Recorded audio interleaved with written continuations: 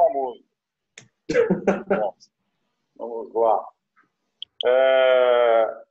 Pessoal, eu não sei quem teve a oportunidade de ler todo o material que eu passei, né? A gente começa a fazer doutorado, pega o vício de ficar passando leitura para os outros. Mas a ideia era dar uma alinhada com alguns de vocês, para a gente não ficar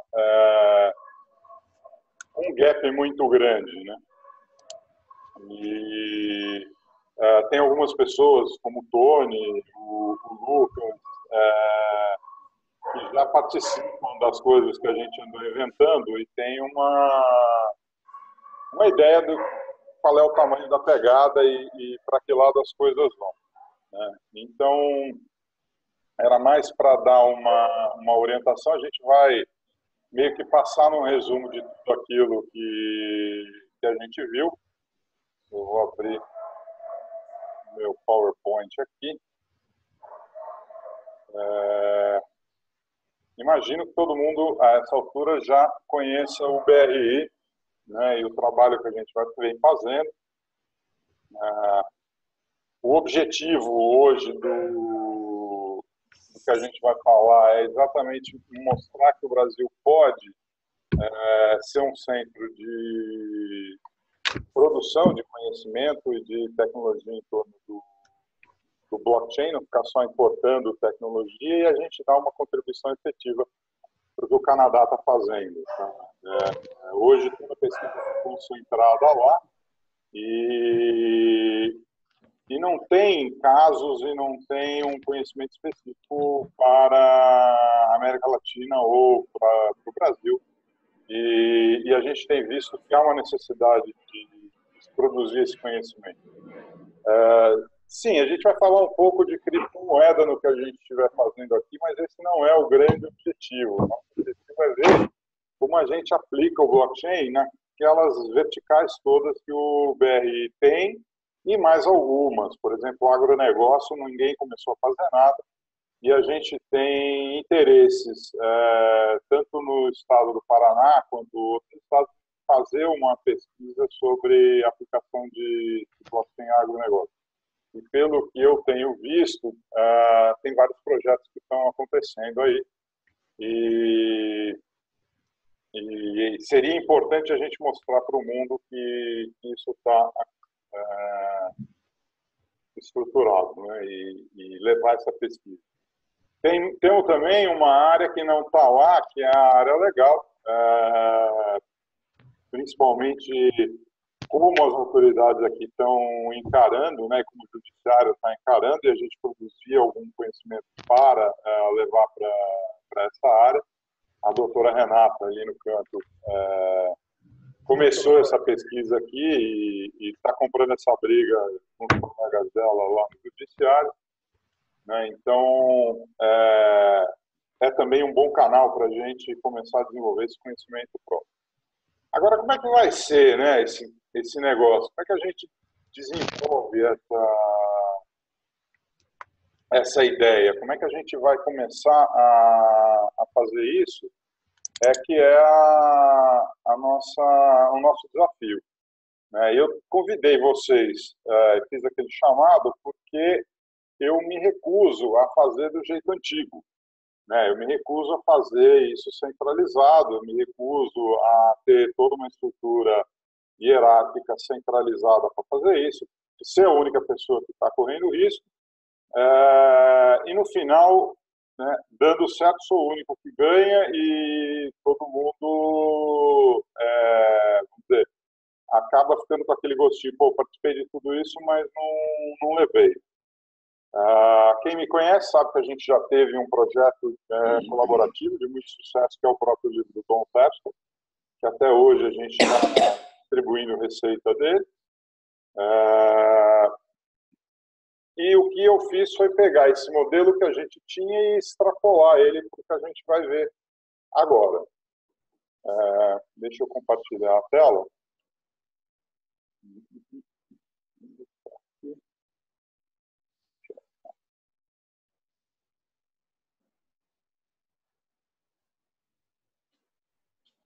Todo mundo está vendo a minha tela aqui? Sim.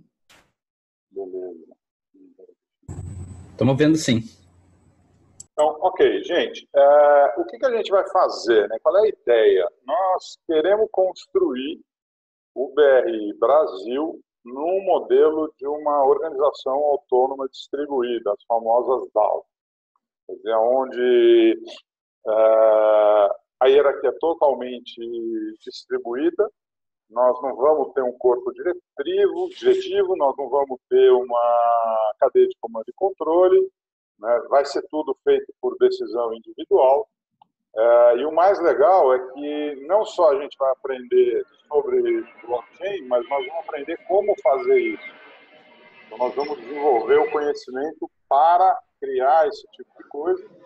E nessa caminhada, cada um vai saber o que quer, né? Cada um vai poder escolher o que quer fazer e vai seguir o seu projeto individual dentro de uma organização. E a gente vai provar ao mundo que isso é possível mais uma vez. Né? Já fizemos isso com o livro do Don Tapscott, agora nós vamos fazer isso com o BRI Brasil.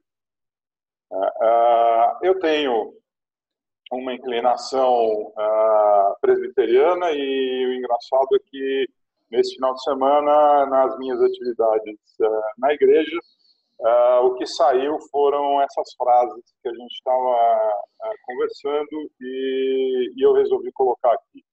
Né? Isso tem muito a ver. Né? Cada um que exerce o dom que recebeu para servir os outros, né? Administrando fielmente a graça de Deus em suas múltiplas formas. Ou seja, aqui todo mundo vai fazer o que quer. Se o seu dom é servir, serve. Se o dom é ensinar, ensina. Se o dom é pesquisar, pesquisa. Se for tudo isso, fazer costela, que faça, né, aquilo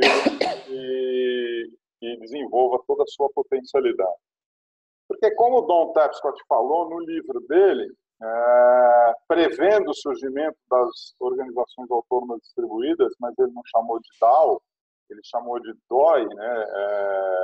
Aliás, DAI, Distributed Autonomous Enterprise. E logo depois que ele publicou o livro, nasceu a DDAO, que foi o primeiro caso mundial. E ele falava, né, com o blockchain nós vamos ter entidades que podem funcionar com uma estrutura tradicional mínima ou sem nenhuma, né, que vai trabalhar de acordo com regras específicas e procedimentos codificados num contrato inteligente.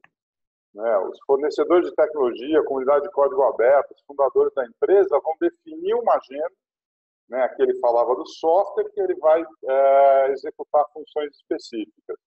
A gente puxou isso um pouco mais além, né? Não vamos falar só do software, né? Nós vamos falar da capacidade de organização. Né? E para a gente falar isso, eu sempre gosto de dizer um negócio, né? São anos de trabalho para a gente fazer sucesso da noite para o dia.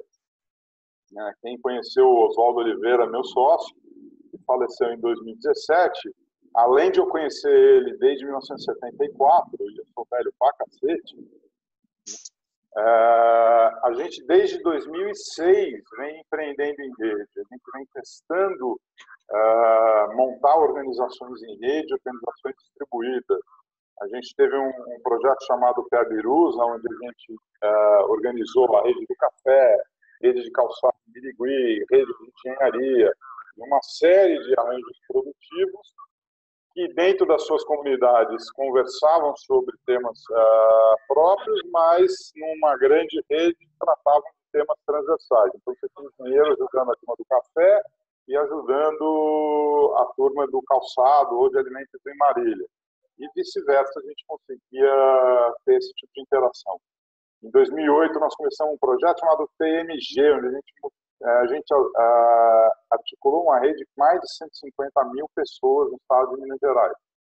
E começamos efetivamente a gerar organizações distribuídas que, por falta de um mecanismo de distribuição de receita e de auto-organização, elas acabavam entrando em colapso e não conseguiam movimentar mais que 3, 4 pessoas ao mesmo tempo.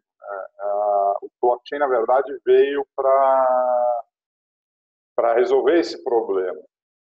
E nesse período eu conheci o Dom Terps, que tinha um projeto muito mais legal que o Blockchain Evolution, mas que não deu muita liga, que era o Global Solution Network, onde ele estudava redes de colaboração global que resolviam localmente problemas globais, ou seja, organizações como Engenheiros Sem Fronteira, ou a própria Médicos Sem Fronteiras, o WWF. Então, são organizações que são, na verdade, federação de organizações locais. Então, elas são totalmente distribuídas, mas que se conversam em rede e aí se organizam de acordo com o tamanho do problema que precisa ser atacado. E elas estavam conseguindo endereçar esses problemas muito melhor do que a ONU conseguia. E nós partimos para estudar um pouco isso daí. Mas era 2013, tinha 3 milhões de pessoas na Faria Lima, né? A gente ia buscar apoio dos empresários, o cara falava, eu nem sei se eu vou estar vivo ano que vem, eu quero que os problemas globais se explodam, porque eu preciso botar comida na minha mesa. E eu acabei só viajando, visitando, participando dos congressos, mas eu não consegui trazer o projeto para cá. Em 2014, a gente começou com as casas colaborativas, nós começamos a aprender o que é colaboração e resolvemos prototipar empreendimento a partir de um ambiente virtual com materialização em ambientes físicos. Foram as primeiras casas, tinha a Casa Liberdade, a Madalena 80 e a Laboral 89, que eu trabalhei direto com a organização dela e outros projetos, Tapete 72 e várias outras que não foram por aí. Nessa época começou um chamado Empreender-se, que era um projeto de organizar em rede e ensinar as pessoas como se enxergar com um empreendimento individual. Em 2016, foi o que eu falei, né? Tivemos contato com o tal do blockchain. Eu comprei um livro, tinha um boi na capa para entender o que era o blockchain. Na metade do livro, eu virei para o meu sócio e falei, Valdão, nossos problemas acabaram. Esse negócio é uma ação, esse negócio é uma moeda, esse negócio divide participação, tem essa coisa chamada smart contract, não precisamos entender, mas pelo que parece ele faz toda a distribuição automática, a gente tem que começar a mexer com isso. Isso era março, e em março mesmo nasceu o primeiro empreendimento chamado a Criptotransfer, onde a gente captou 120 mil reais e começamos a prototipar um aprendizado no uso dos criptoativos. Como emitir um criptoativo, como tradear esse criptoativo, como usar esse criptoativo para investimento ou para pagamento. Nós começamos a usar ele em modelos de negócio. Pouco antes da Dedal surgir, e aí já em julho a gente começou com um negócio chamado BlockPub, que foi a criptotransfer da edição de livros, onde a gente lançou um outro criptoativo para financiar a tradução do livro do Dom Terps. Uma parte nós vendemos para pagar os direitos autorais, a outra parte a gente distribuiu para quem trabalhou no projeto, né, e acabaram negociando entre si. E das 50 pessoas que participavam do projeto, mais de 70 já novas que acabaram entrando com um ano que a gente estava com esse token no ar. Experimentamos outros tokens, um para produção artesanal de comida, um para serviços online, que era o Pinkcoin, o JustCoin, o JVCoin, como chamou. Em 2017, nós entendemos que não dava para todos eles ficarem separados, que tudo era parte de uma grande rede que envolvia as mesmas pessoas, que fazia uma confusão, 4 tokens completamente diferentes. Então, aí nós criamos um negócio chamado Prospera e criamos o Prosper. Isso faz um ano, agora, aliás, 2 anos, vai fazer agora em julho. Em 1º de julho, nós nós convertemos todos os tokens em Prosper. E em 1º de agosto fizemos a primeira distribuição de receita para quem tinha esse token. Eram 75 pessoas na época, hoje são 178 que recebem receitas e possuem Prosper nas suas carteiras. Em 2017, meu sócio falece e aí esse projeto fica um pouco parado, mas fica parado o Prosper e a Prospera. Mas começa a nascer 2 iniciativas, o Sintrop, do Diogo Carlotto e do Marcelo Michelson, que estão com a gente desde o começo, E eu começo a prototipar a organização do BRI Brasil, fazer algumas experimentações para a gente chegar até aqui.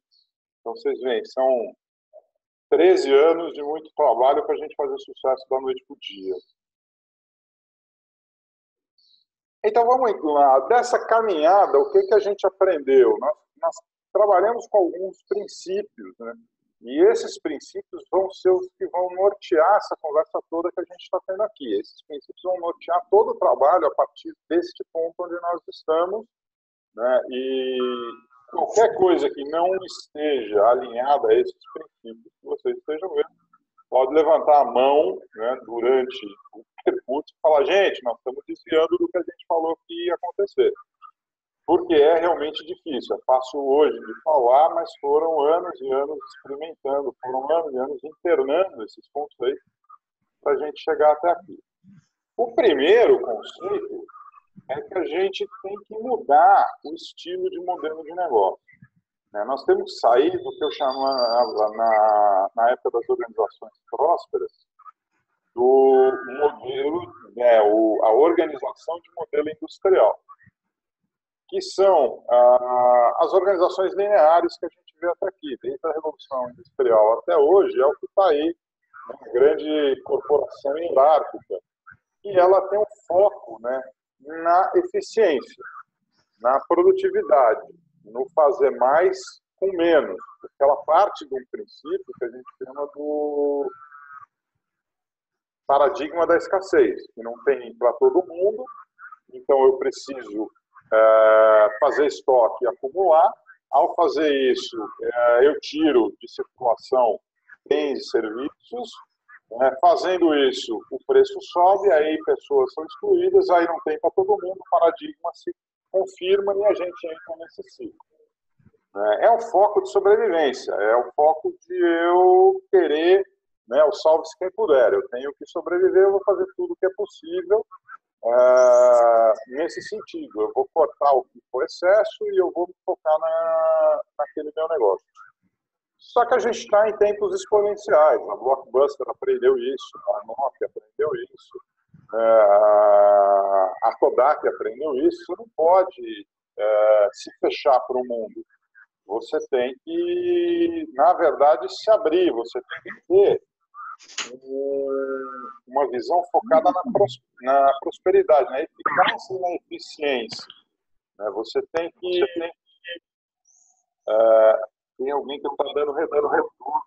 Eu vou pedir para todo mundo deixar o microfone no mudo. Então a gente tem que... Cadê o retorno? Está todo mundo no mudo? Vamos lá. Agora tá. A gente tem que fazer certo as coisas certas. Então, a Netflix, ela não começou mandando coisa pela internet, né? Ela não começou mandando filme pela internet, ela mandava pelo correio, um DVD. A Blockbuster olhou e falou, ninguém vai querer esperar para ir pelo correio. Nós vamos continuar sendo quem nós somos, porque o cara vai preferir ir para a loja. Aí a Netflix viu a tal da internet e começou a distribuir pela internet. Aí a Blockbuster virou e falou, mas quem é que vai querer um filme que demora 1 hora para baixar? Mais fácil o cara vir na loja. Só sobraram 2 lojas da Blockbuster e uma foi vendida no mês passado e deve fechar. E aí a gente sabe quem tem razão.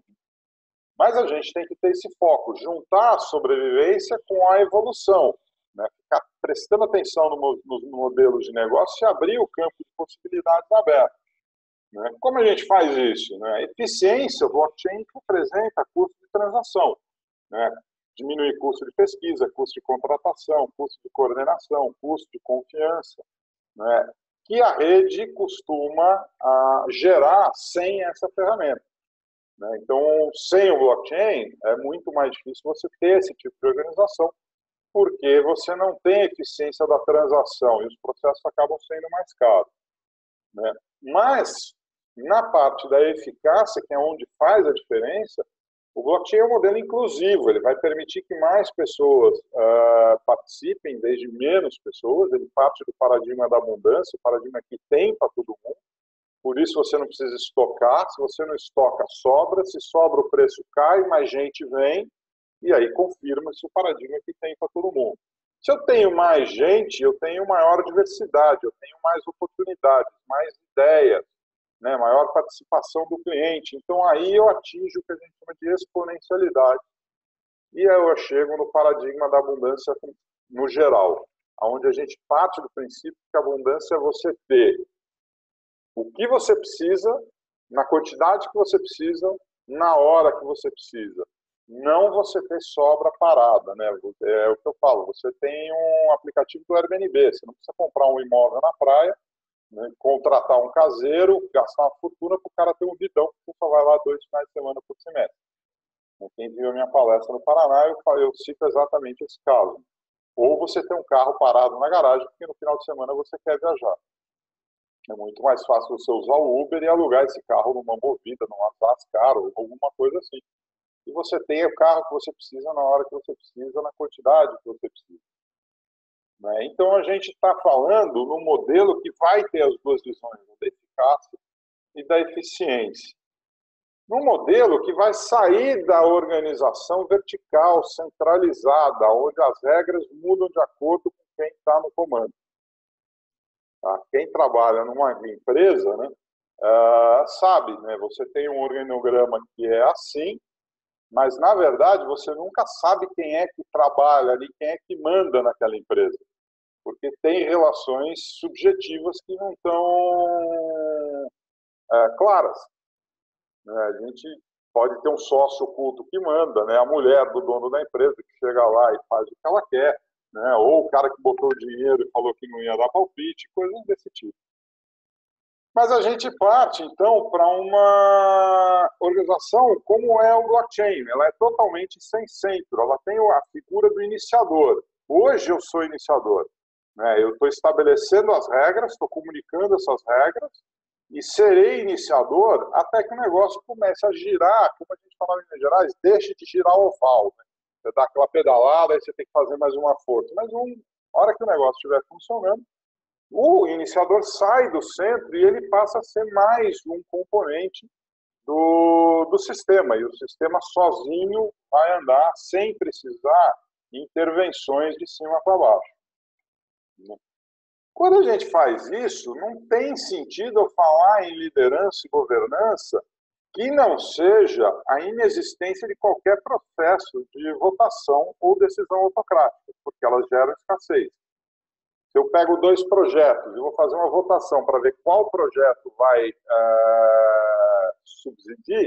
ser subsidiado ou subsistir, né, o projeto que perde vai ter um monte de gente que estava trabalhando por ele, que estava torcendo por ele, que vai ficar desmotivada e não vai, talvez, querer se juntar a outro projeto.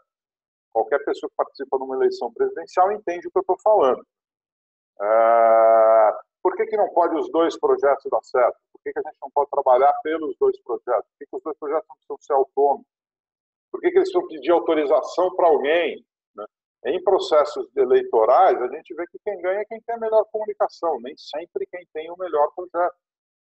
Né? Então, nesse nosso modelo, quem conseguir atrair recursos, pessoas, clientes, vai conseguir sobreviver. Não precisa convencer ninguém, não precisa gastar tempo e energia fazendo uma campanha, não precisa fazer política nenhuma para ter a aprovação que precisa por recursos que precisa.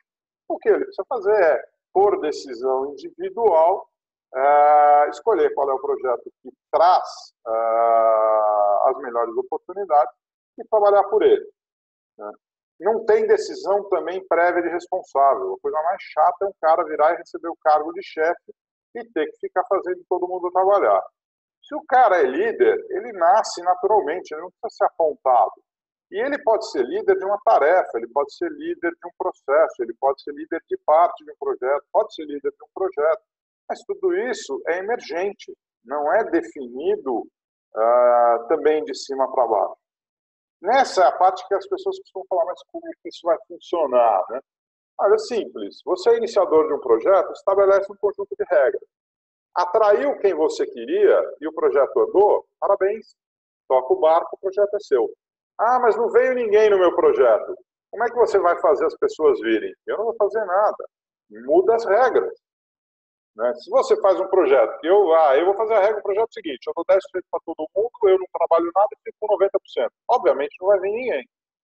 Agora, se você oferece, né, um projeto em que as pessoas podem se realizar, ganhar dinheiro, fazer um bom trabalho, né, ter impacto social, você cria as condições para que as pessoas venham. Né? Tinha um filme que falava, você constrói e eles vêm. Né? A gente tem que aprender, o grande desafio que a gente está há anos prototipando e testando é como eu construo para as pessoas virem, quais são as regras que eu preciso colocar, quais são os chamados que eu tenho que fazer para essas pessoas virem. Na hora que vierem, né, todo mundo vai vir por decisão individual. Todo mundo vai estar comprometido, por quê? Porque se sente parte, porque faz a diferença. Não porque alguém mandou. E a gente sai desse mundo de gerenciamento de gato, né, para um mundo onde as pessoas querem efetivamente fazer aquilo. E quando a gente fala aquilo, a gente também não tem cargo padrão. Porque a hora que eu dou um cargo padrão, eu estou restringindo a vontade, as oportunidades de todo mundo. Né? Vamos dizer, no meu caso, né, a melhor pessoa para a gente falar é sempre a gente mesmo. Né? O meu cargo padrão qual seria? Seria pesquisador? Seria professor? Seria CEO? Né? Mas e quando eu quero ser cozinheiro e falar de blockchain? Né? Eu tenho um evento que chama Block Tips and Beer, alguns de vocês já foram num desses. Dizem que a costela é boa, mas é o que eu quero fazer. Eu quero fazer a articulação do ecossistema de blockchain e cozinhar a costela. Se eu tivesse um cargo padrão de CEO, eu jamais poderia fazer isso. Ia ter uma vida miserável. Mesmo sendo CEO, eu ia querer estar louco lá atrás do fogão produzindo costela, mas eu ia ter que ficar lá na frente, porque CEO não suja a mão. Né? No BRI Brasil, o CEO serve os outros. Faz costela, faz mandioca, faz um monte de coisa.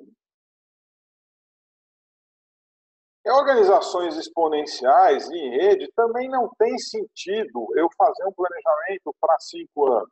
Planejamento estratégico de 5 anos, em ambientes que estão em mudança, é ridículo, é um exercício de futilidade.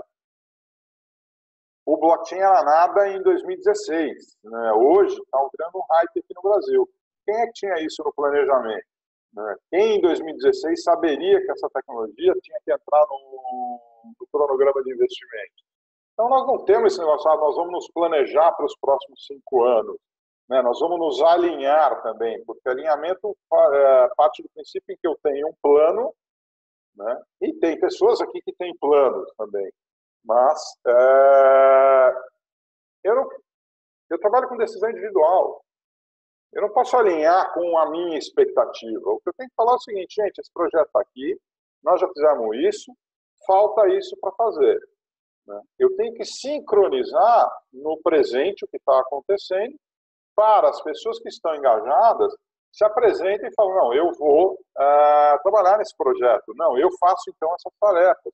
Pô, eu sempre quis aprender a fazer esse tipo de coisa. Então, eu me ofereço para ser a pessoa que vai fazer, porque eu quero aprender no processo. E melhor do que aprender, a gente aprender, materializar e ainda ser remunerado por isso. E a parte de gestão financeira, a gente destrói de uma vez aquele modelo do imobilizado, investimento em infraestrutura, a propriedade de tudo. Né? Nós estamos falando de abundância, eu não preciso de propriedade, eu preciso de acesso. Então, a gente não vai acumular patrimônio, mas vamos distribuir acesso. Isso quer dizer o quê? A gente tem um escritório aqui em São Paulo, vamos ter um escritório em Curitiba, em parceria com um grupo em Curitiba, e esse escritório está aberto, todo mundo pode vir participar, usar, marcar reunião, né? Pode aproveitar essa infraestrutura. Nós teremos vários parceiros no que a gente for fazendo, a mesma coisa. Né? A gente vai ter acesso a auditórios, a salas de aula, para produzir o que a gente quiser. Não vai ter custo fixo nem receita fixa, vai ser um fluxo variável contínuo dos projetos que a gente está trabalhando. E o blockchain vai ser usado para não só dar o fluxo financeiro, mas principalmente da visibilidade e transparência a todas as relações que foram estabelecidas aqui com vocês e com as outras pessoas que estão participando desse projeto. Dito isso, esses são os princípios que nós estamos construindo. Para construir isso, a gente tem que entender 3 conceitos básicos. São os 3 conceitos que vamos construir em cima desses princípios o nosso negócio. O primeiro princípio é um princípio que a gente chama do bem comum. Então, e muito dos livros que se fala sobre blockchain, se fala do blockchain como a alternativa de financiamento do bem comum. O nosso entendimento de bem comum vem do estudo da Elinor Ostrom, que foi a primeira mulher que recebeu um Nobel de Economia, onde ela definia que existe mais de 2 formas de se cuidar de um ativo que seria de todos. E ela fala muito em meio ambiente, uma área de pesca, uma área de pastagem, uma floresta. A gente conhece 2, a privatização ou a desapropriação pelo poder público. Os 2 modelos são excludentes.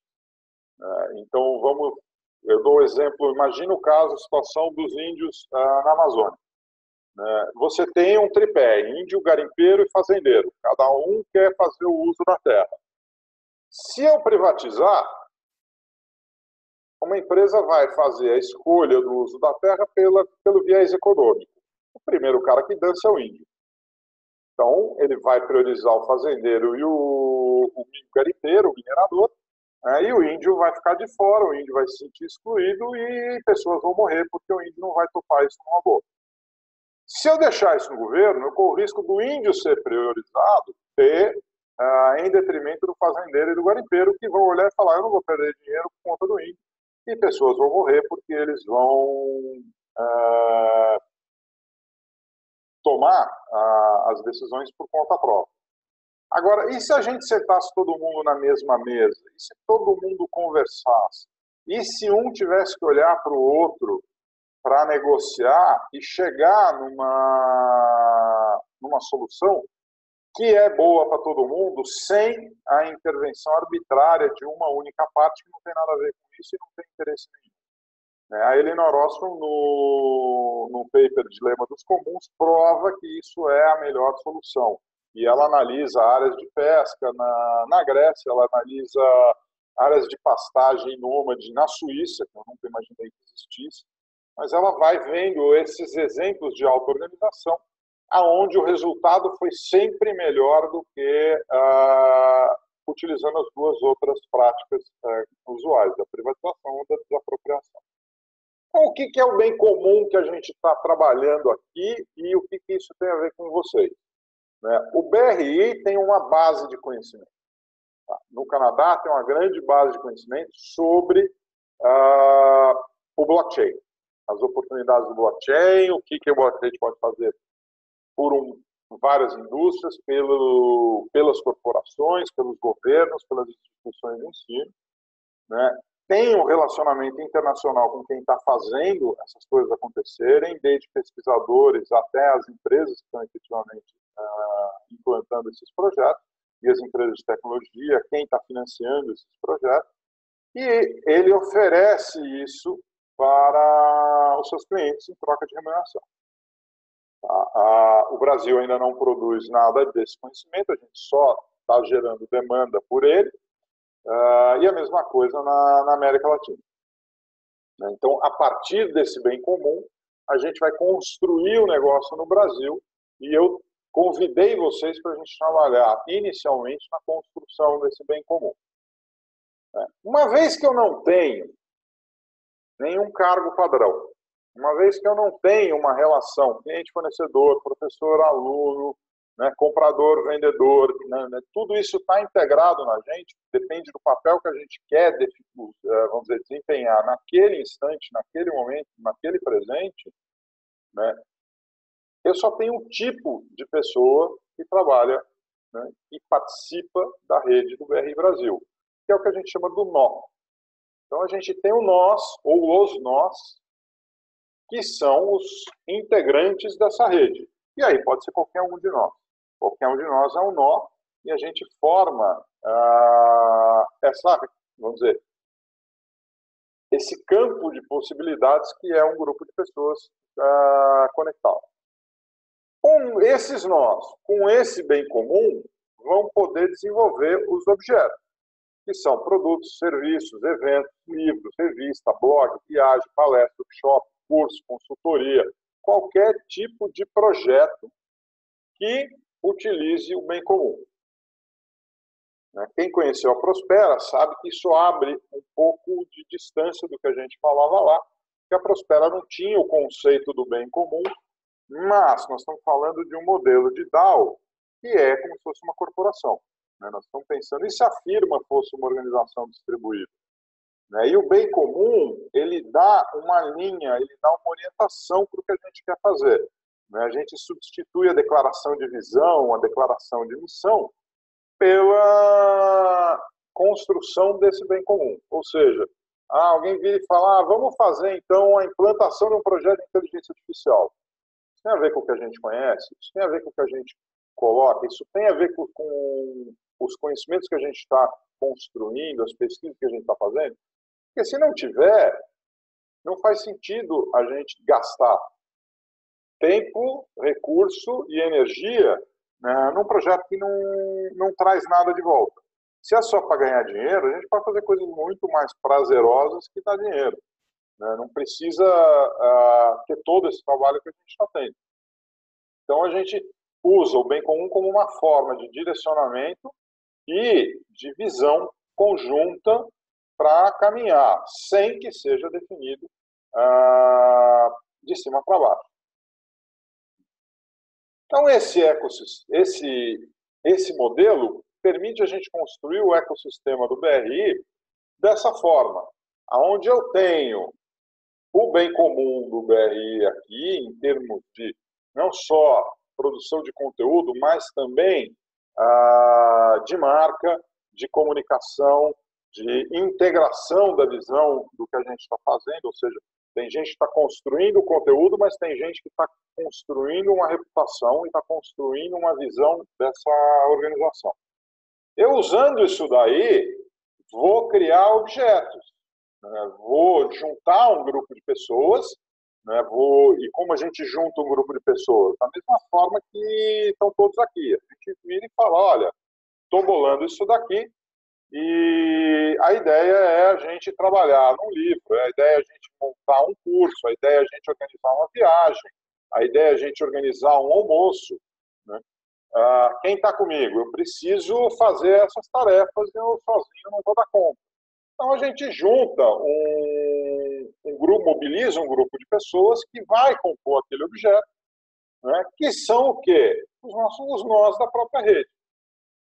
Não necessariamente um nó precisa participar de um objeto só, ou é obrigado a participar de todos os objetos. É decisão individual.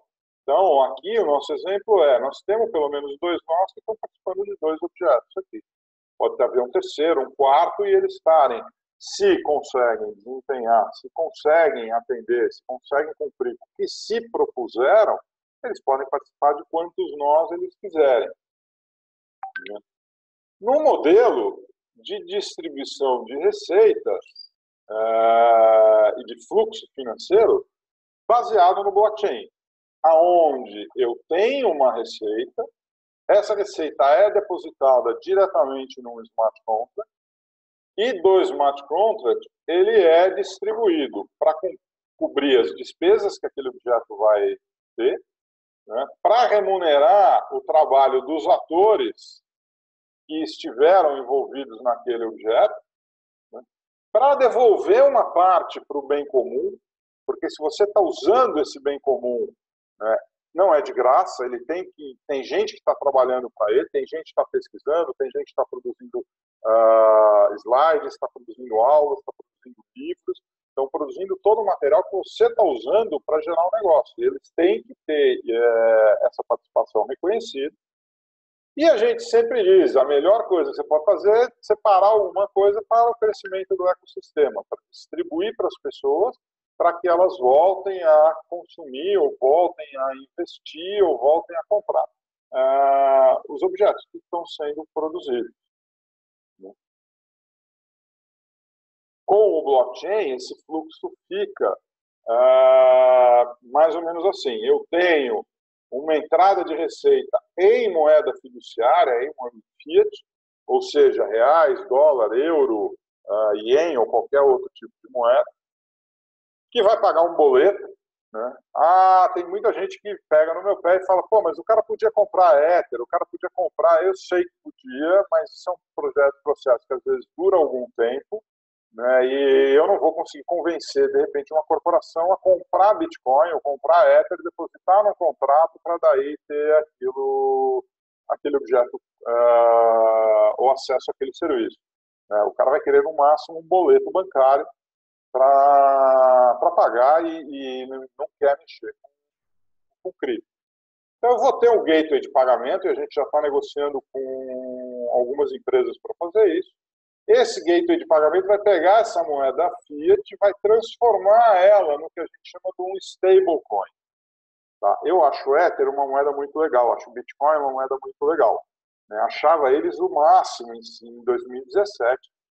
Eu estava pela Europa e eu tinha 7 Bitcoins e eu ia retirando o dinheiro da Foxbit e o saldo sempre continuava o mesmo, porque aqueles Bitcoins tinham entrado a 6.400 e eles foi subindo, né? 7, 8, 9, 12. Né? Um dia eu estou na Suíça, ele estava 14.500 e em 450 metros da Bahnhofstrasse ele caiu para 9.300. O pior dia da minha vida, eu vendo dinheiro ir embora e não conseguia sinal para vender aquela porcaria. E me livrar daquela moeda, eu tive que esperar uma semana para ele voltar naquele. Eu esqueci que eu tinha ele a 6.400, gente, que a 9 eu já estava com 50% de lucro. Eu já estava puto pelos 30% de perda. Né? A gente não pode ter um negócio que cai 30% em um dia, onde você está olhando, não, eu tenho direito àquela grana, e ela foi embora. Então, uma stablecoin, né, e o Syncrop está baseado também nesse conceito, ela vai valer R$1, ela vai valer $1, ela vai valer algo sempre. Então, você recebeu ela, enquanto você tiver com ela em cripto, ela vai ser aquele valor que você tinha a receber. Esse stablecoin alimenta o smart contract, é distribuído para o crescimento do ecossistema, é distribuído para a remuneração do bem comum, que tecnicamente seriam em stablecoins, vão alimentar os contratos que vão estar aqui, e uma parte vai sair e vai ser transformada por uma exchange, uma instituição de pagamento, um banco ou alguma instituição desse tipo, em reais, de novo. E aí, vai pagar um boleto de uma agência de viagem, da gráfica, do cara que alugou a cozinha, do buffet que serviu o coffee break, né, do aluguel da sala de aula, do auditório, daquilo que vocês têm como despesa dos objetos. Ou vai ser creditado num cartão pré-pago e quem participou, os atores, vão receber em reais a participação deles. Não tem ninguém no meio do caminho falando, não, deposita no Bradesco, na minha conta, e daí, quando eu chegar em casa, eu acesso o Internet Banking e faço as transferências todas. Esse vai ser um processo totalmente automático e, por estar passando na mão de uma cripto, ele vai estar publicado em tempo real num site onde todo mundo vai poder ver o quanto vendeu, quanto foi distribuído, o quanto foi para o cartão, que é a parte combinada. Né? O quanto tem a receber por aquilo.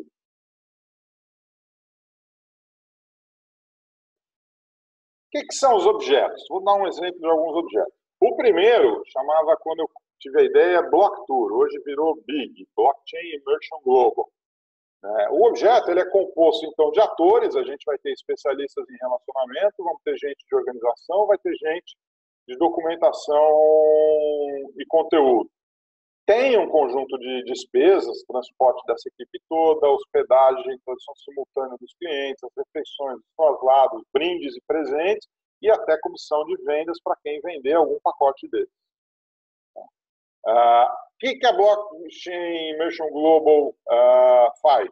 Ela vai pegar um grupo de executivos, vai levar dia 21 a 27 de abril para Toronto, vai levar de 10 a 17 para Nova York, de maio, e de 20 a 26 de junho para Zug, na Suíça, para participar do Blockchain Revolution Global, que é o evento que eu passei para vocês o link no WhatsApp, e do Summit do BRI, algumas pessoas vão ser convidadas para isso, vai levar para a Blockchain Week em Nova York e vai levar para a Crypto Valley Association Conference, né, em Zug, onde vai falar mais sobre fintech. Nós temos apoio do consulado canadense e do consulado suíço nas duas viagens, nós temos apoio da CoinDesk em toda a organização da Blockchain Week. É um programa que custa, dependendo da categoria, entre 5 e 10 mil dólares para quem quiser participar.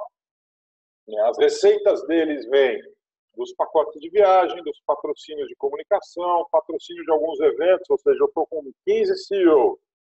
A Microsoft tem que falar, eu gostaria de oferecer um jantar para eles. Então, ela patrocina o jantar, né, paga uma parte para a equipe do Big por essa organização, e aí a gente leva todo mundo para jantar com a Microsoft e conhecer o que a Microsoft estiver fazendo num restaurante chique em Nova York. Posso ter patrocínio de brindes, uma empresa quer dar um brinde para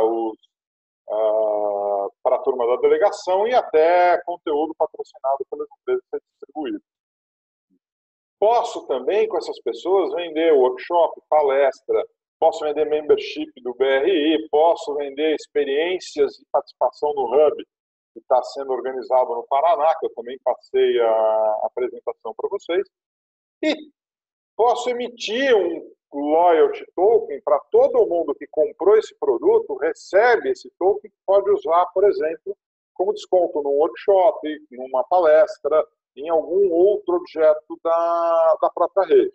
E aí eu começo a gerar venda cruzada e gerar um interesse em tudo que a gente está fazendo.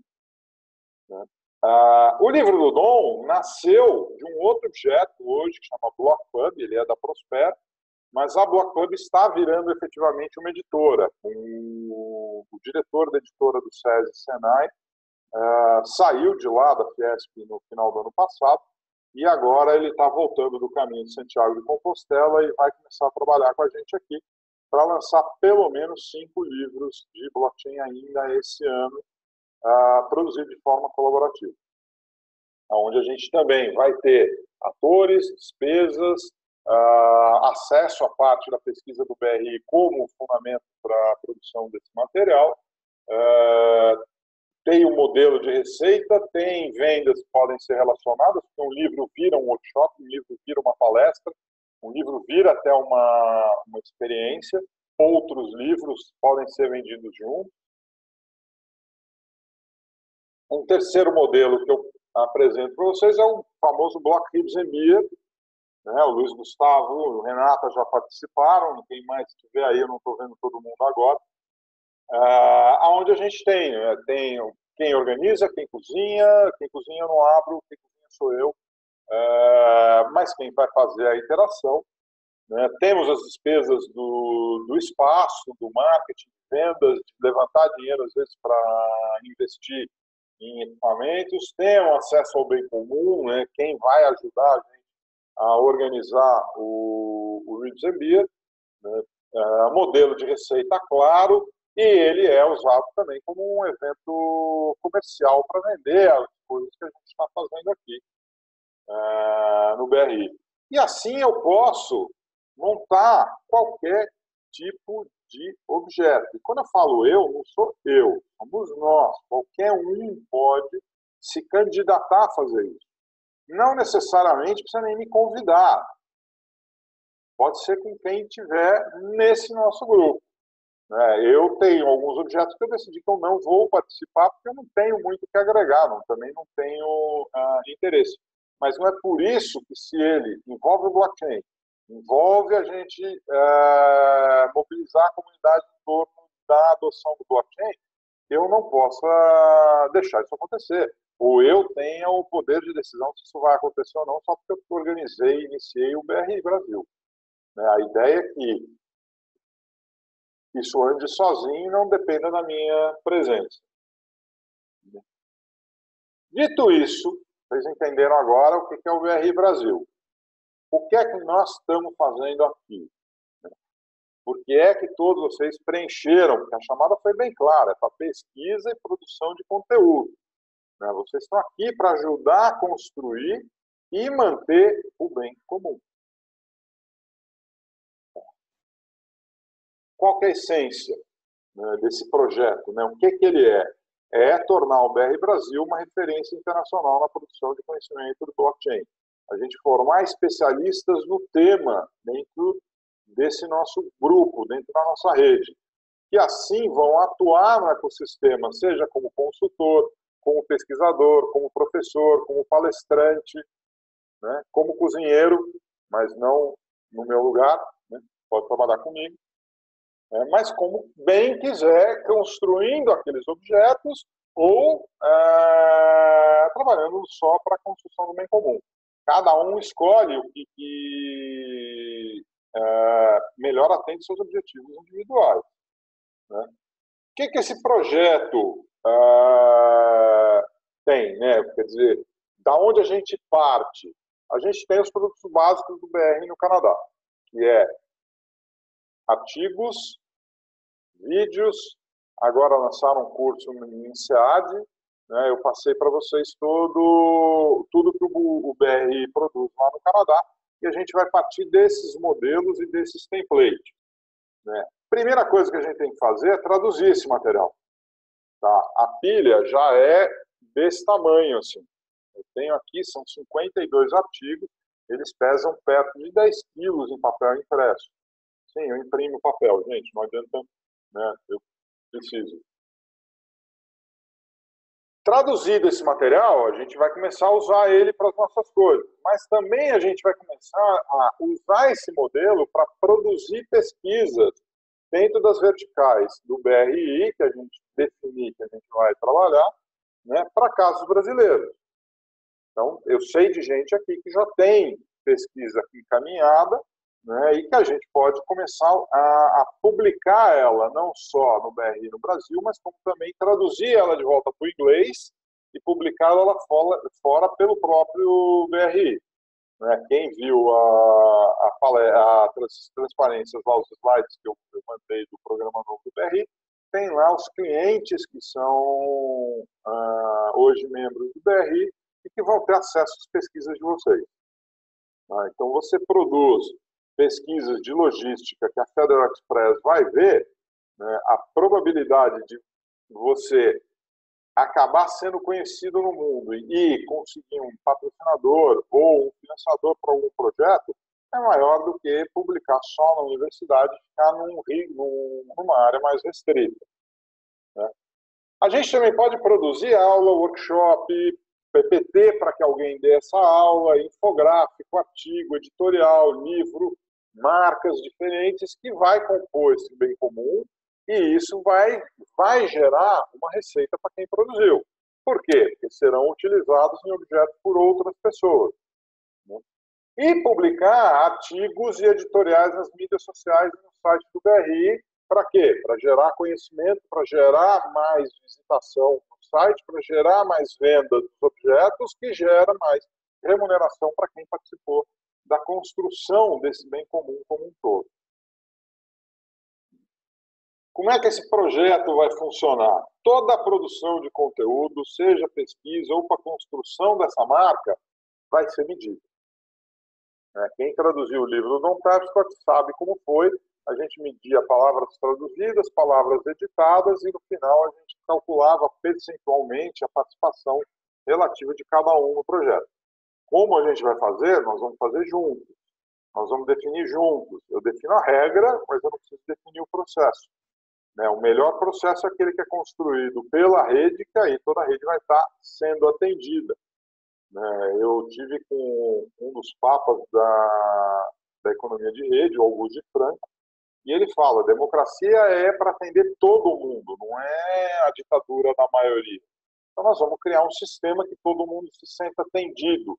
E uma vez medida a sua produção, vai receber um token que representa a parte que lhe cabe e de onde vai vir a distribuição das receitas que caírem no smart contract do bem comum. Então, os produtores de conteúdo e os pesquisadores vão receber esses tokens proporcional à participação. E aí, esses tokens dão direito a vocês terem uma parte no que vier. Tá? Não defini ainda qual é essa parte, não defini os objetos que vão dizer. Uma vez o objeto definindo qual é a sua participação, o bem comum pode ir, como pode não ir, provavelmente vai ter um valor mínimo, né, de remuneração, mas isso vai ser discutido. O que falta a gente fazer? Em que pé a gente está?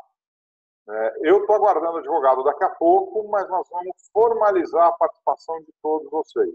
Ou seja, num espaço de até 15 ou 20 dias, todo mundo vai receber no seu e-mail um contrato de, não sei se é de adesão, o que é, eu tenho advogado para isso, eles é que sabem os termos, certo? Mas vocês vão fazer parte e vão ter um instrumento formal que garante os direitos que a gente está dizendo aqui. A gente escolheu uma plataforma para tradução, eu estou já caçando quem vão ser essas pessoas, né? Formar algumas linhas de pesquisa, a gente já tem no site pelo menos a linha legal. Eu tenho interesse em montar uma linha para estudar a organização por blockchain, o meu doutorado vai ser em cima disso, mas a gente vai ter linha de indústria, de tecnologia, de varejo, de meio de pagamento, de agronegócio, educação. Cada um pode montar sua própria linha de pesquisa e dizer o que é que está fazendo lá, e ao dizer isso, mais pessoas vão olhar e vão falar, não, eu quero trabalhar nessa pesquisa também, eu quero produzir um artigo, vamos trabalhar junto no seu artigo ou em alguma coisa que a gente possa oferecer para publicar pelo BRI. Aí a gente publicar, iniciar as traduções e a produção de conteúdo, publicar artigos no formato do BRI e co-criar os processos de gestão distribuída. Ou seja, como a gente define a distribuição pelos atores? Tem gente que quer fazer pré-organizado, ou seja, no meu objeto eu já defino quem entra, o que tem para receber, ou uma distribuição por tarefa realizada. Eu gosto de distribuir pós, ou seja, a gente define a partir de algumas etapas o quanto cada um participou, né, e qual o direito que tem, ou num sistema de auto-feedback, quanto fica para cada um.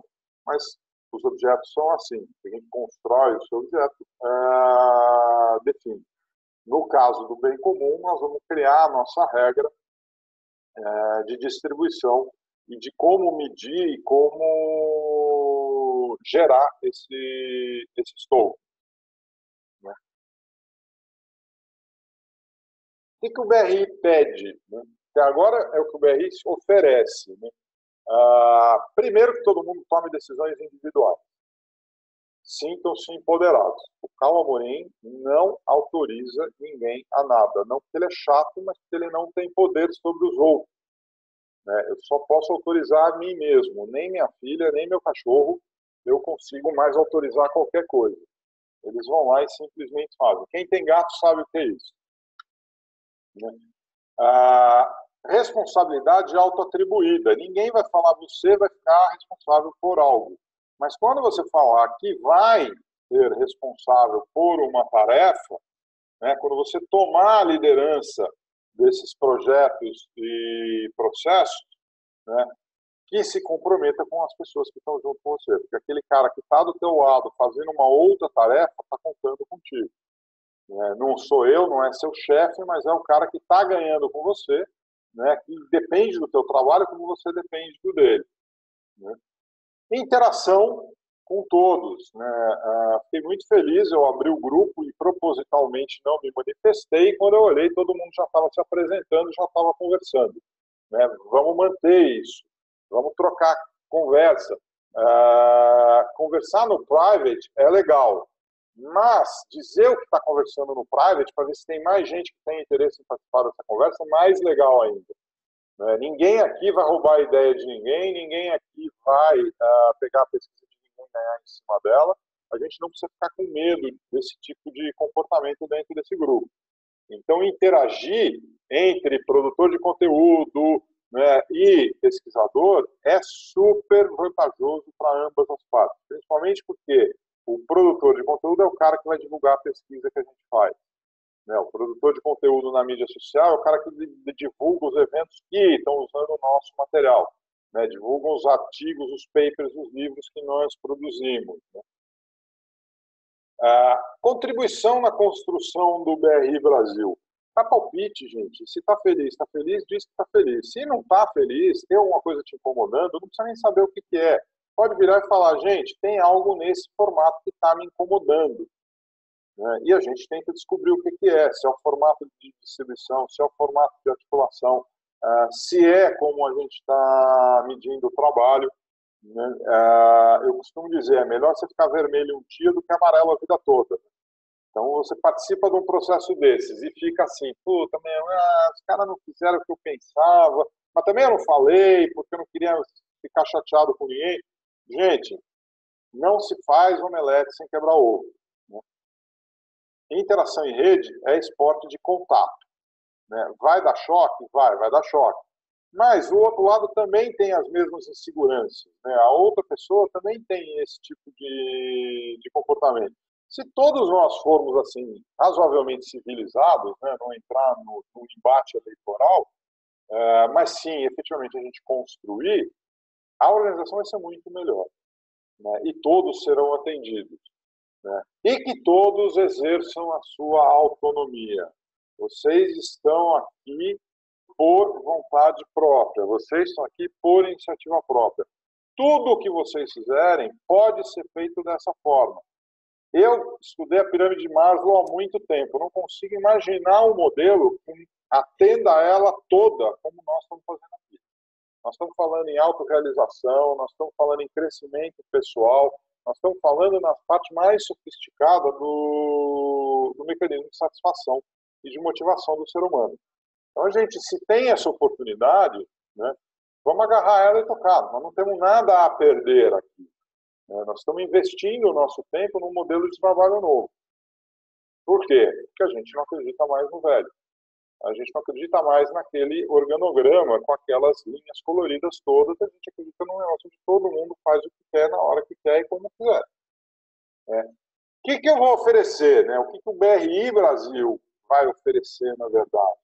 Né? Primeiro, todo mundo vai ser remunerado proporcionalmente à sua produção. O que ela gerar vai ser distribuído por quem construiu e todo mundo recebe. Né? Todos os processos serão transparentes. Não vai ter um demonstrativo que eu precise inventar, mandar para alguém, ou vai estar aberto na internet. Você vai poder olhar tudo que está entrando, tudo que está sendo distribuído, quem recebeu o quê, quem pagou o quê, que objeto foi vendido, qual foi a contribuição daquele objeto para o bem comum e como isso foi distribuído entre quem construiu o bem comum ou entre os atores do objeto. Né? Um aprendizado absurdo sobre blockchain e organizações distribuídas que não existe em nenhum lugar no mundo.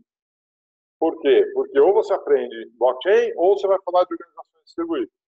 Né? Só o BRI Brasil tem a experiência dos dois até agora. Aí a gente vai construir em cima disso. A oportunidade de criar e participar dos objetos também, não só na construção do bem comum. Né? A interação com o blockchain, no ecossistema do blockchain no mundo. Né? O Guilherme já estava me perguntando como é que é esse negócio de ir para Toronto e participar do evento. Qualquer um pode se inscrever e fazer parte da delegação. Conhecer o Dom Tepford. Né? Quando ele vem ao Brasil, eu realizo eventos. Tem gente aí que já participou de evento com o Dom, né? E sabe que os eventos são do nível caipirinha com o Dom. Né? Não é só uma palestra, você vai sentar no bar e conversar com ele, você vai jantar com ele. É uma coisa muito mais pessoal do que só assistir uma palestra ou uma aula. Né? E autonomia para trabalhar como quiser. é isso que eu posso oferecer, né? E, né, eu termino com outra citação, né, que a gente teve ontem lá na igreja: o homem que semear vai colher o que semeou. O que a gente trabalhar vai ser a nossa colheita, né? Eu estou semeando nessa seara há algum tempo, e cheguei até aqui, lancei o Blockchain Evolution, criamos a Prospera junto com o Oswaldo. Tem uma caminhada que justifica essa conclusão, né? Vou terminar um pouco, né, de falar, né, já que a gente está gravando, e vou abrir para perguntas, comentários, críticas, né, qualquer coisa que vocês queiram colocar para a gente começar a interagir. Pode começar, Carlos, fazer com as perguntas? Você não pode pedir autorização. Beleza. Não, é só para saber se não vou cortar ninguém. Com relação ao material para traduzir, como que a gente pode ter acesso a essa base do material em inglês? Tá, assim que eu fechar a ferramenta de tradução, eu vou subir o material lá. Uhum. E aí todos vocês recebem login e senha e vão ter acesso a todo o material que está lá para tradução. Legal. Uma vez que a gente tenha assinado a NDA e essas coisas, porque eu não posso simplesmente distribuir esses artigos para todo mundo, né? O do Token Economy hoje, que vocês receberam, está em Creative Commons, mas tem muitos que não estão, tem coisa que foi lançada essa semana, e a gente não pode sair distribuindo pela internet. Mas vocês vão ter acesso a esses artigos também, para usar como membros da equipe do BRI, uma vez que vocês estão produzindo conteúdo em cima dele. É um processo que a gente vai determinar, né? Nós vamos construir como é que a gente faz.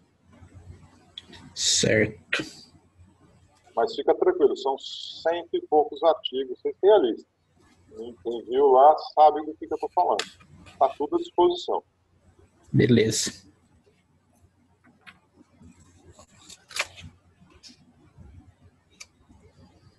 Todo mundo entendeu tudo ou vocês não conseguiram nem entender o mínimo para fazer uma pergunta? Eu tenho algumas perguntas. Primeiro, estou muito feliz de fazer parte, tá? Eu tenho acompanhado bastante. Quando abriu as aplicações, eu já corri para mandar a minha, porque, nossa, nem acreditei que estava chegando isso no Brasil, né? Eu vi na palestra que você fez no Paraná que tem alguns patrocinadores. Como é que funciona as empresas que querem patrocinar o Instituto aqui no Brasil? Então, isso chama membership, tá? O membership do BRI custa entre 150 e 200 mil dólares, dependendo do tamanho da empresa. Eu já consegui vender um por 100 mil dólares e um por 75, mas era uma ONG, era o Instituto CIA. Mas está nessa faixa. É um valor salgado para empresas pagarem. Então, nós estamos criando um negócio lá no Paraná, que é o Hub de Excelência, onde a gente vai ter valores intermediários e eu junto um grupo de pessoas que paga por um membership desse. Aí ele financia a pesquisa no Canadá, mas vai financiar também a articulação de atividades de prototipação, de consciência, de aprofundamento, né? E essas atividades são coisas que, de repente, algumas das pessoas que estão nesse grupo do bem comum podem ser convidadas a participar ou até ministrar. Por exemplo, uma atividade inicial sobre o que é o blockchain, a partir do momento que a gente tem algumas pessoas que possam trabalhar com ela, não necessariamente eu vou. O ideal é que o negócio não fique nem centrado no dom, né? E quando ele fez o acordo comigo aqui, a ideia era exatamente essa: ele ter alguém que pudesse fazer algumas coisas aqui no Brasil sem ele precisar vir, e também não ficar centrado em mim, porque o Brasil é um pouco grande, né? Então nós temos aqui várias pessoas do Paraná que de repente eu posso pedir e falar: olha, tem um workshop lá, você não quer dar? O material todo está aqui as transparências, está aqui a dinâmica, o que a gente está fazendo, como é que você toca.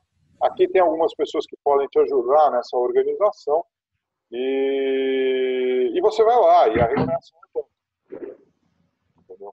Beleza. Legal, legal saber desse Hub Excellence também. Então, isso está em produção, né? Tá. O Hub do Paraná é o que está mais adiantado, mas a gente está abrindo já conversas com o estado de Pernambuco, né? São Paulo tá agarrado, a gente está conversando com São Paulo já faz vários meses, mas ainda está agarrado. O Paraná está super adiantado. Eu deveria ter uma reunião lá na semana que vem. Talvez ela seja puxada para quinta-feira agora, para já começar a definir o cronograma de implantação.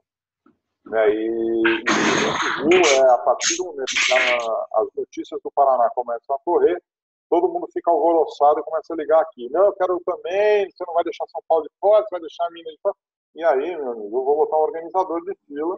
Legal. E nós vamos ter que nos multiplicar, porque eu tenho medo, eu estou doutorado toda segunda e toda terça, não dá para ficar viajando para Paraná, Minas, Pernambuco, aí eu divorcio, né? Sim.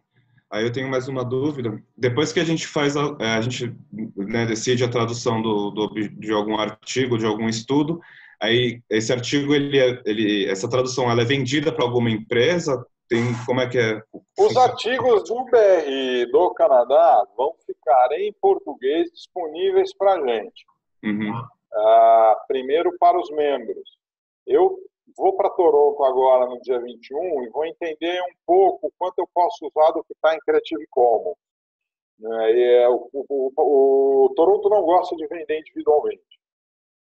Ele prefere que a gente use isso como uma alavanca para os memberships.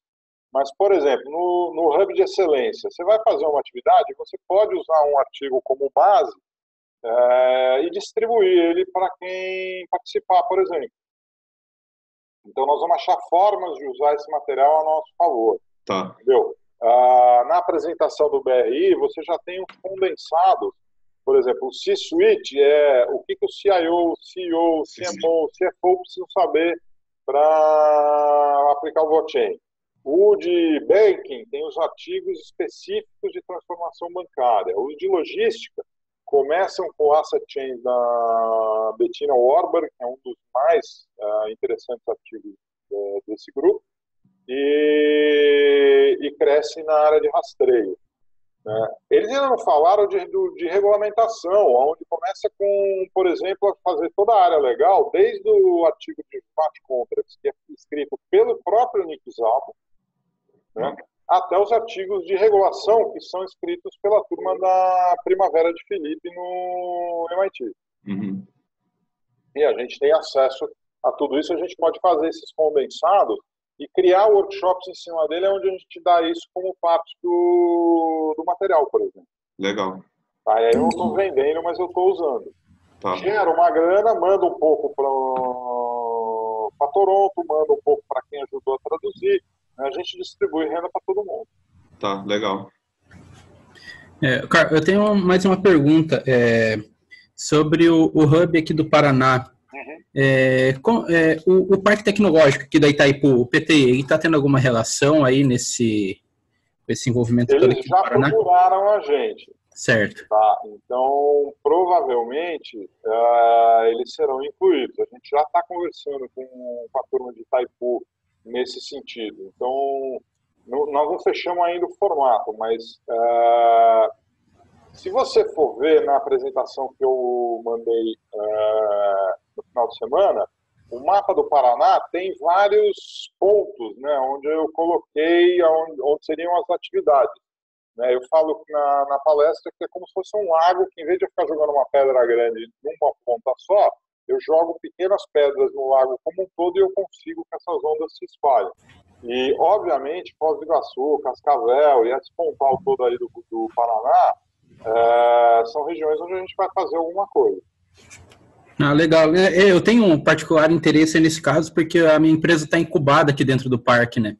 Então, eu vou fazer uma visita para vocês, bem provavelmente, ainda esse semestre.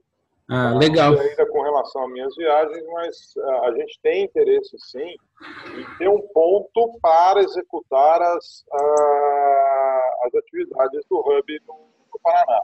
O pessoal de Marília já se posicionou, o Parque Tecnológico se posicionando também. A gente já vai ter o terceiro ponto no estado. Perfeito. Então.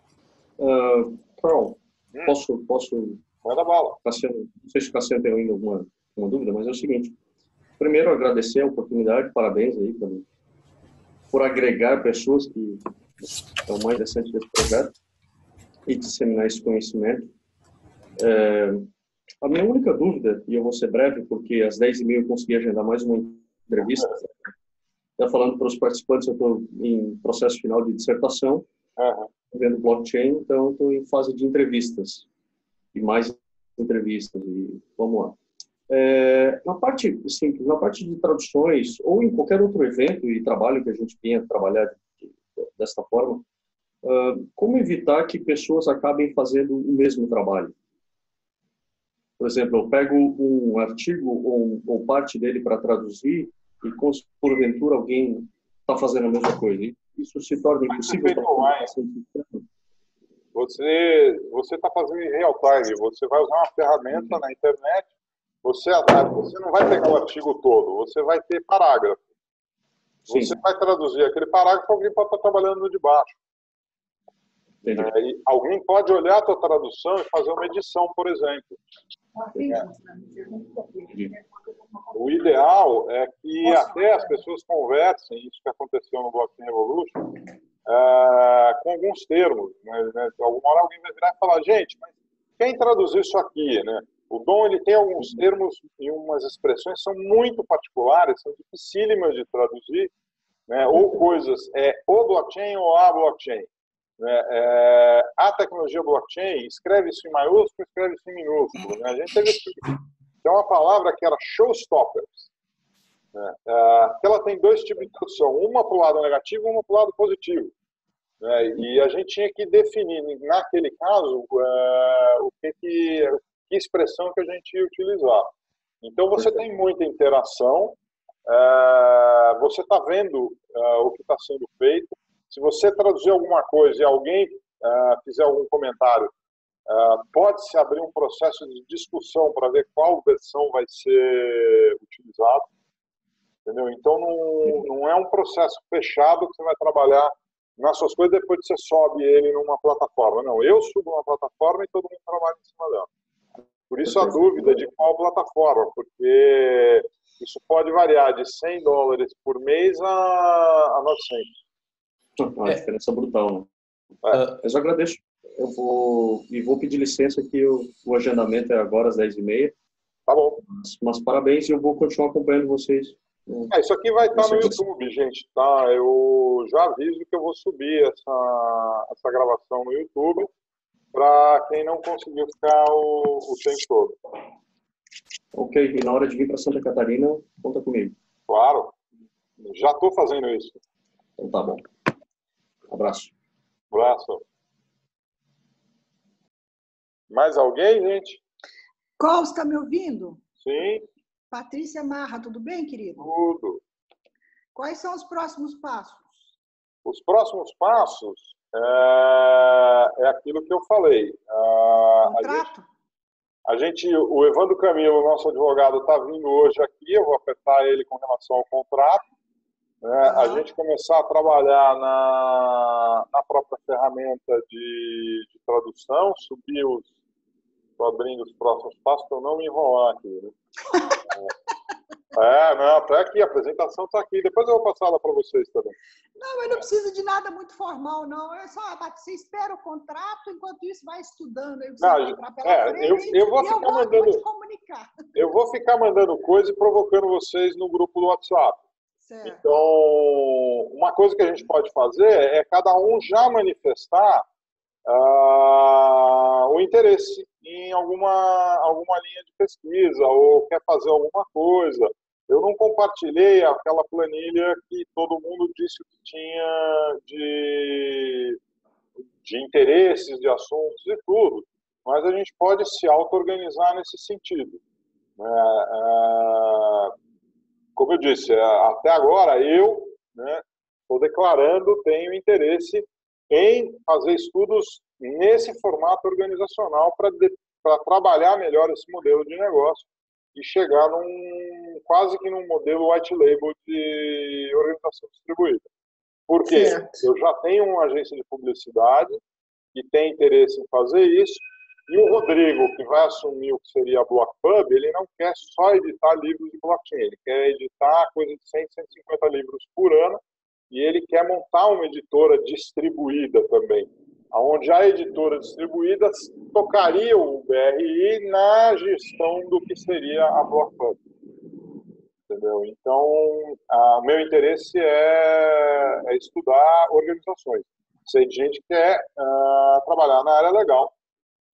Né? Doutora Renata pode levantar a mão aí e se manifestar. Né?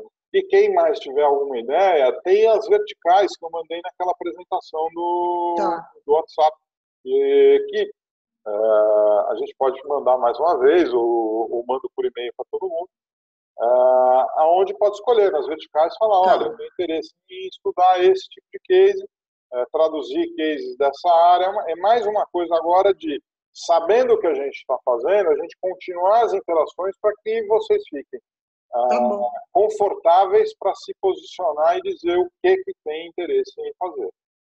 E o nosso contato é ali no WhatsApp, né? Vamos começar pelo WhatsApp, né? Tá bom.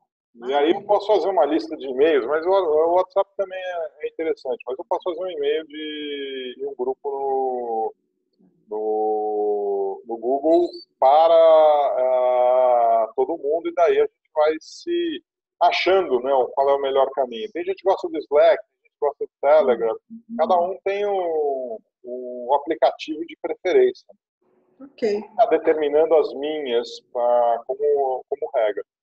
Maravilha. Bom, eu tô curiosa, Col. Obrigada, viu? Obrigada por você existir. Eu espero, sinceramente, pelo menos aprender a cozinhar com você.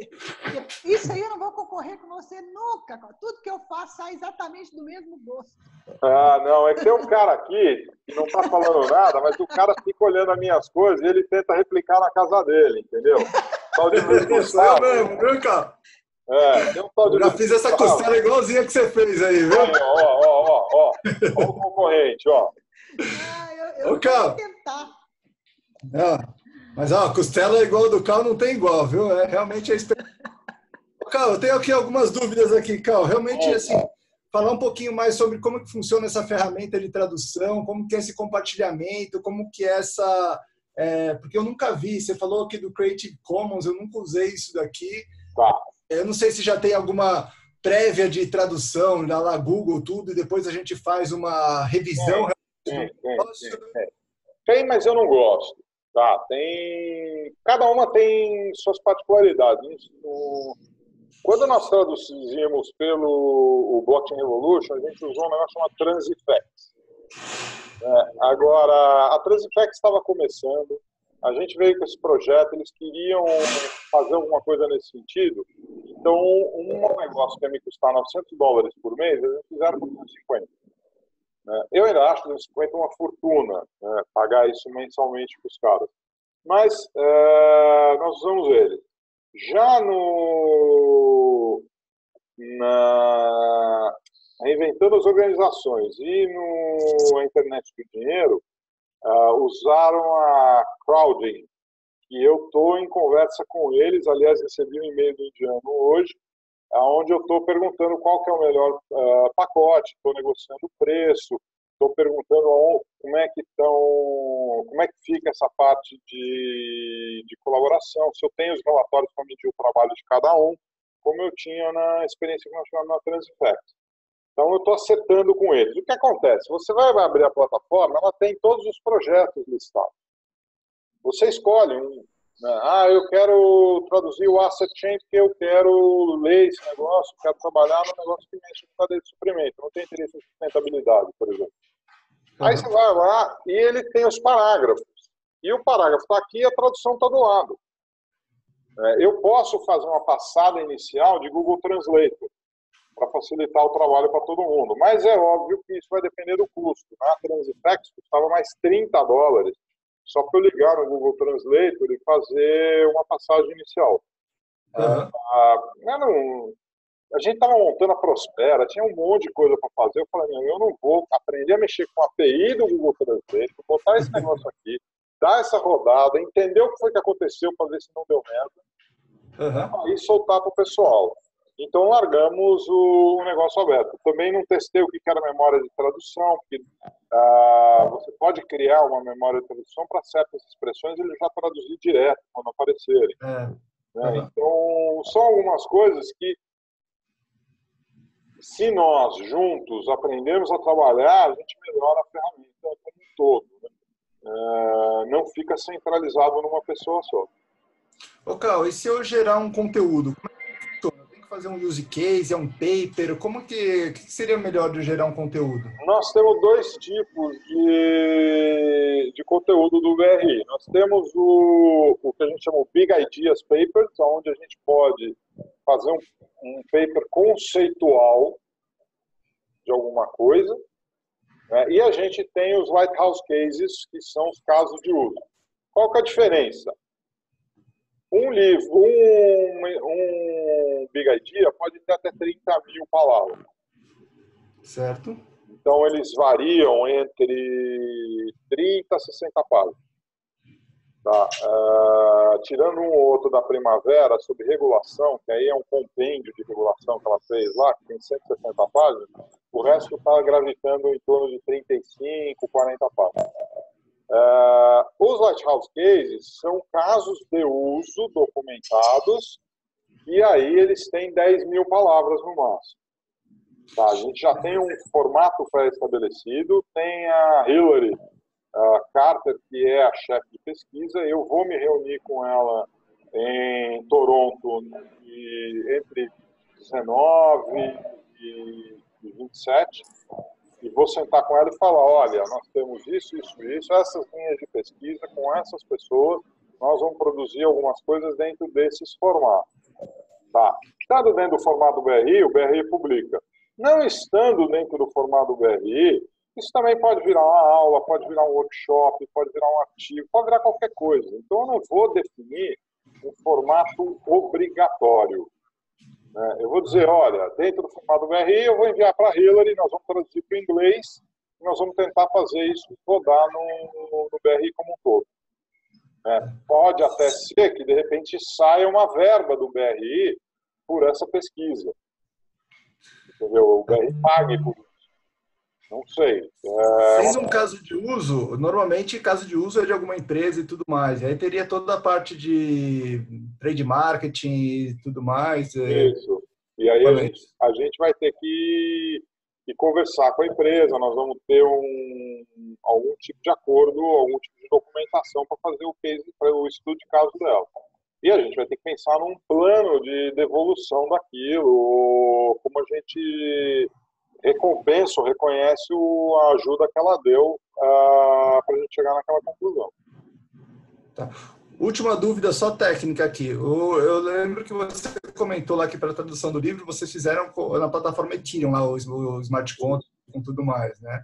Essa daí, a ideia também é fazer no Ethereum lá. Eu vi lá o paper que tinha uma stablecoin. Como é que seria feito? Stablecoin.